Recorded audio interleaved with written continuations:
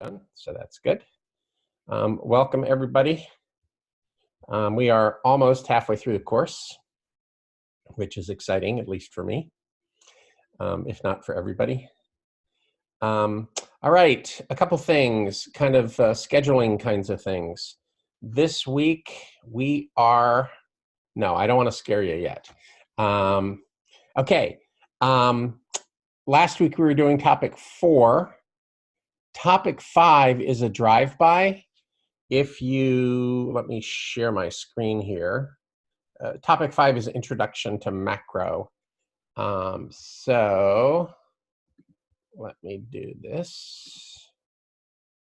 Share. And this one. Okay. No, that's email. That's not what I wanted to share. Stop sharing. Let's try again. This one is what I wanted to share. Come on now. Click.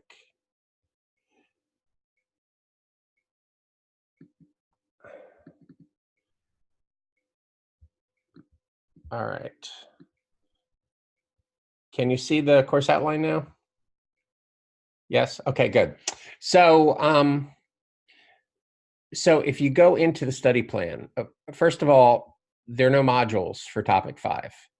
But what I've given you here is my entire lecture notes. So just study those. It won't take you very long. It's kind of a high-level overview of what we're going to be doing for the rest of the course. So that shouldn't take you very long to get into. All right, now going back to where we were, the course outline. No, that's not what I wanted to show you. I guess it is. So this week, what we're really doing is topic 6, how do you tell the state of the economy? There are 2 modules, the 2 modules on macroeconomic measures of performance. One is on GDP and economic growth, and the other is on inflation and unemployment. There's a lot of detail in there. It's most important that you kind of get the big picture. So let me tell you what the big picture is. And for that, I think I'm going to just go back to my talking head picture. Okay, so how do you tell the state of the economy? The way the experts do is they look at economic indicators. Probably the most important economic indicator is gross domestic product, GDP. But actually, more important than GDP is the percent change in GDP. The percent change in GDP shows us if the economy is speeding up or slowing down. The problem with GDP by itself is it's a really big number, like $20 trillion, and that's kind of hard to wrap your head around. But it's relatively easier to see if the economy is speeding up or slowing down. And speeding up is generally a good sign. Slowing down is not such a good sign. So we start with GDP, or more precisely, the growth rate. Now, GDP, as you probably know, if you've been reading the modules, is the current market value of all final goods and services that are produced in a nation in a year. So it's literally a measure of all the output of every firm in the country. Okay. GDP is important because it is correlated with all the other important economic indicators, or I should say they're all correlated with GDP. So the most important you might think of as employment and unemployment, the situation in the labor market. We care if there are jobs available. Certainly Morgan cares, I know that. Anyway, so the next thing that you might look at is something like the unemployment rate or the number of new jobs created. We know that right now the unemployment rate is 3.5%, which is as low as it's been in decades. So the job market is looking pretty good as far as that goes.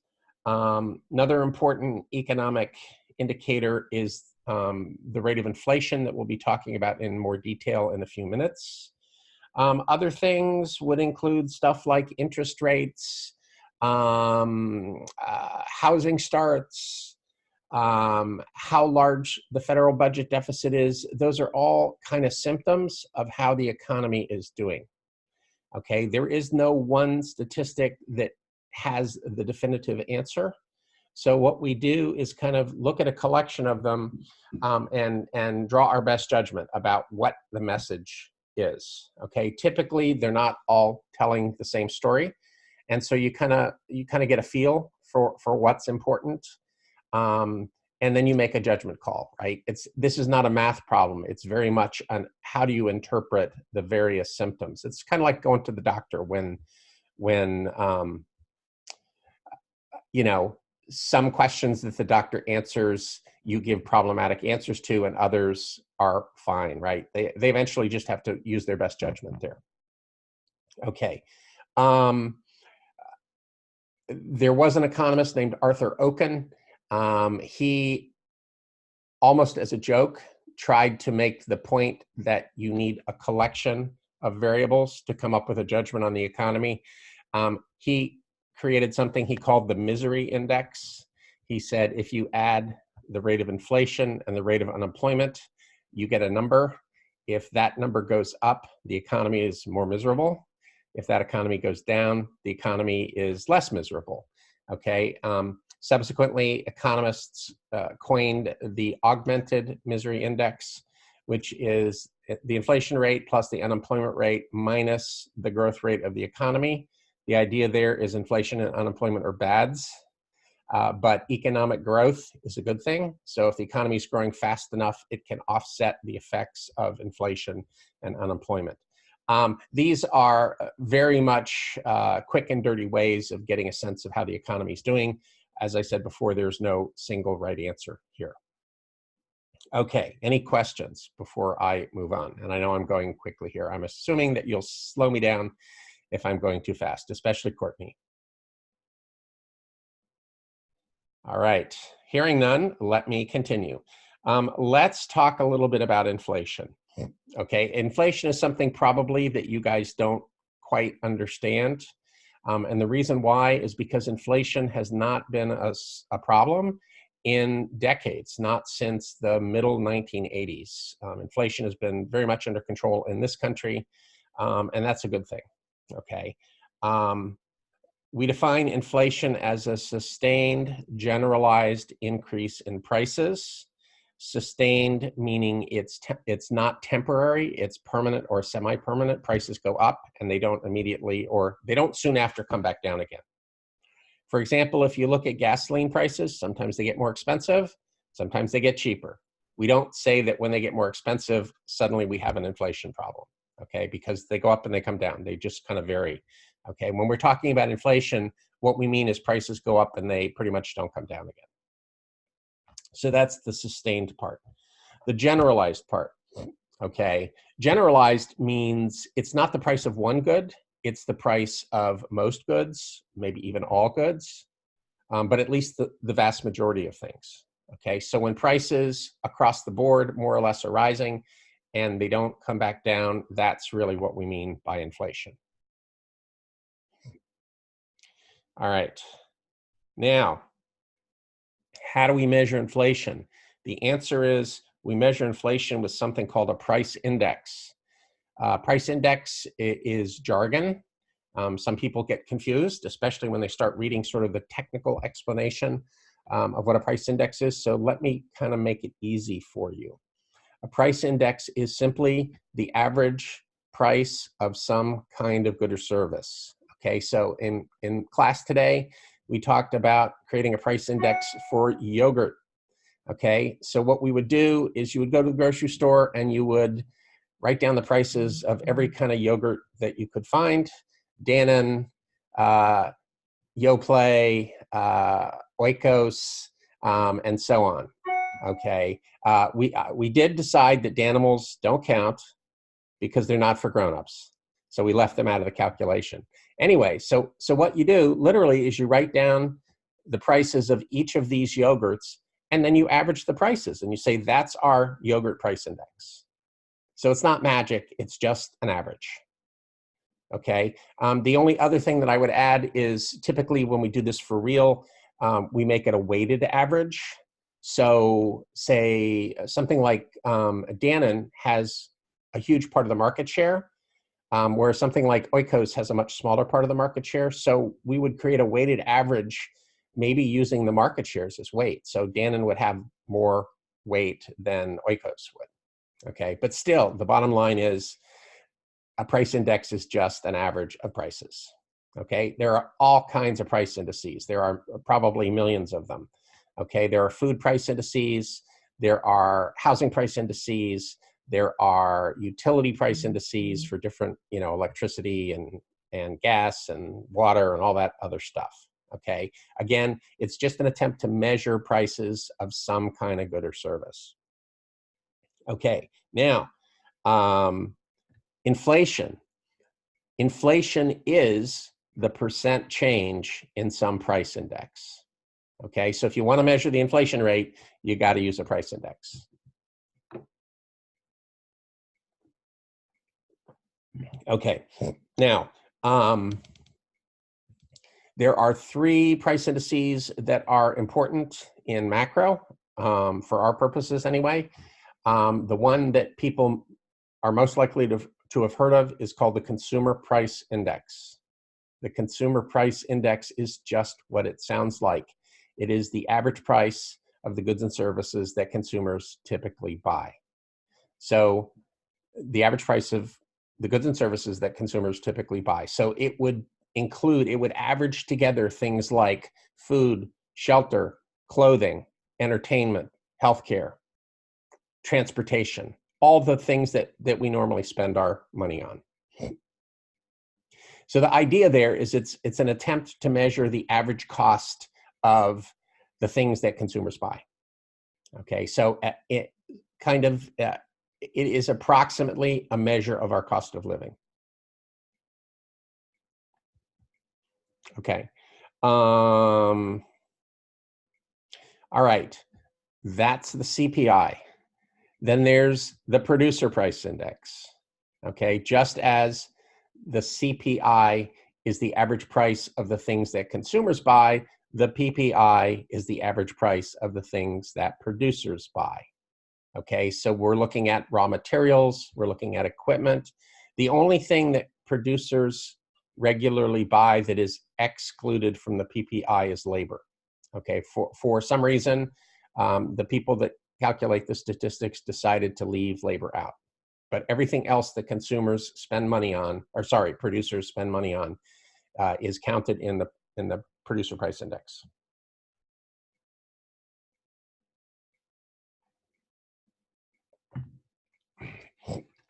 All right.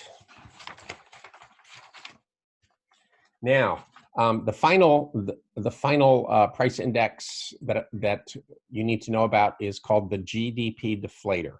Okay, deflator sounds like something different, but deflator is just a synonym for price index. So the GDP deflator, or the implicit price deflator for GDP, that's just the average price of everything included in GDP. Okay, so when you read about inflation in the newspaper or you hear it in the media, more often than not, they're looking at the percent change in the consumer price index, because that has the biggest impact on people, on consumers. But when an economist talks about inflation, more often than not, they're looking at the percent change in the GDP deflator. The reason why is the GDP deflator is the broadest measure of prices. It includes literally everything that's included in GDP. So it's a little bit broader than the CPI. No matter which price index you use, you're going to get about the same numbers for inflation because they're pretty highly correlated. So the consumer price index is just the average of the consumers, and the producer is just the average of producers, and the GDP deflator is everything together, right? It's the average price of everything in GDP. So the GDP deflator is kind of like, not mathematically identical, but it's kind of like the average of the CPI and the PPI together because it includes everything. Okay, cool. So that's a good question. Anybody else have questions? All right, then I will get to the punchline here. Okay, even though inflation is really low and has been over your lifetimes, it's important to understand because it has a big impact on a really important but subtle distinction in economics, and that is the following. Economic statistics, economic indicators can be measured in two different ways. First, nominal, and second, real. In other words, when you look up GDP, you could find nominal GDP and you can also find real GDP. So let's try to understand the difference between the two. Okay, nominal GDP is GDP calculated using actual market prices. Okay, so the GDP for, say, 2018, we would take the amount of every good and services that was produced and sold and multiply it times the price at which it was sold and get a big number, about $20 trillion. So that is the value of everything produced in 2018 measured by 2018 prices, okay? That's what you think of when you think of GDP, or that's what you should be thinking of. That's kind of the most intuitive answer. Okay, the problem with nominal statistics, like nominal GDP, is they are distorted by the effects of inflation, okay? So what inflation does is it makes GDP look bigger than it actually is. Okay, so let me try to kind of flesh this idea out some more.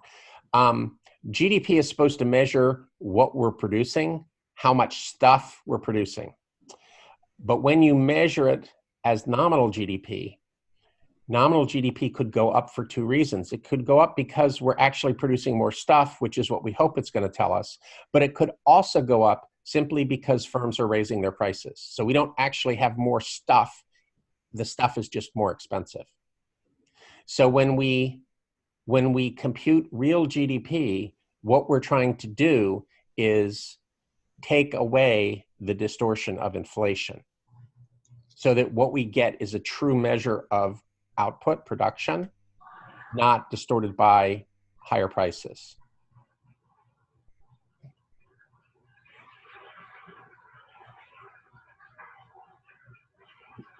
Okay, so let me say a little bit more about that.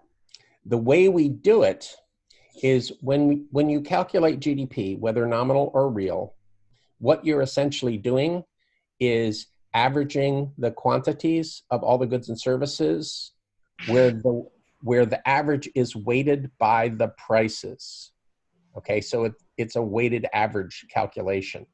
Okay, when we do nominal GDP, we use the actual prices in each year as the weights. When we do real GDP, we pick 1 year's prices and we use those prices. Loud, please return to the pharmacy. Thank you.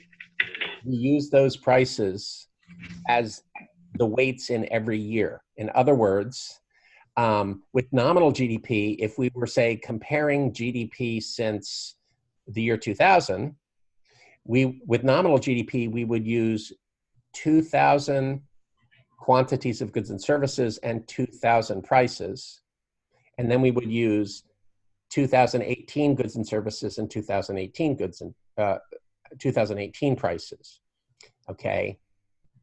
When we calculate real GDP, we would use 2,000 prices in 2000. We would also use 2,000 prices in 2018. So the only thing that's changing from 1 year to the next is the actual quantities, which is what we're trying to get at. Okay, so the problem with nominal statistics is they're distorted by inflation, and in a lot of cases that kind of really matters. Okay, suppose you graduated from Mary Washington and you had 2 job offers, one in Fredericksburg and one in New York City.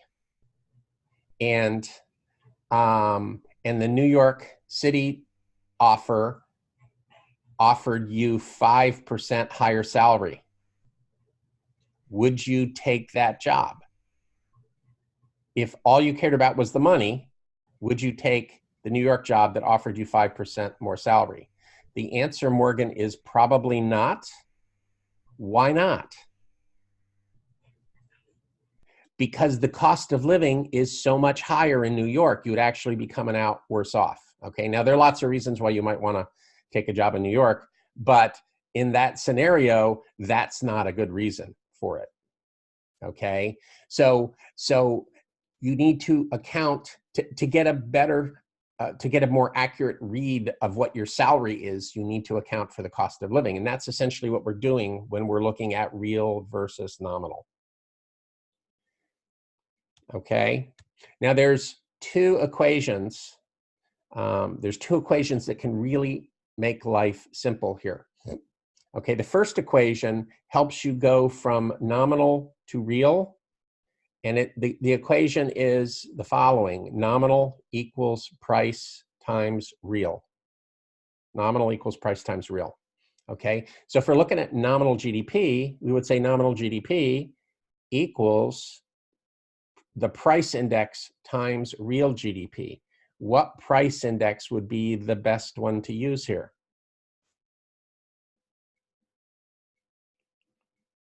The answer is the GDP deflator, because that's the price of everything in GDP, right? So the point here is, if you had nominal GDP and you had the GDP deflator, you would divide nominal by the deflator to come up with real GDP. Okay, so it's important that you can do the calculations to get from nominal to real and from real to nominal, right? There's 3 variables. You need 2 of them. You can figure out the 3rd. Okay, any questions about that? Okay, and I apologize for going quickly. I'm afraid that Morgan is going to turn into a pumpkin if we don't keep going. Okay, the second equation is derived from the first equation, and that is thinking about everything in percent terms. Okay, because of the math involved, our nominal equals price times real equation turns into the percent change in nominal equals the percent change in price plus the percent change in real. Okay, so if you have the growth rate of the economy in nominal terms and you have the inflation rate, you subtract the inflation rate, that's the percent change in the price level, from the nominal growth rate, and what you're left with is the real growth rate. Okay, so again, that would be percent change in nominal GDP equals percent change in price plus the percent change in real GDP.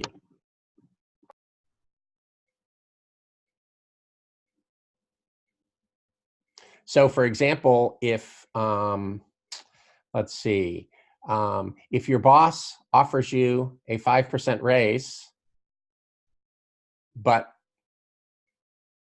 over the same time period, the CPI has gone up by, say, 6%, has your real income gone up or gone down? This is where one of you answers, hopefully. You get a 5% raise, but prices are rising at 6% a year. Is it going down? Yeah, you're actually worse off by 1% a year, okay? So exactly. Again, that's why you want to know how to do these calculations, so that you can tell if you're getting better off or worse off. All right. Any questions?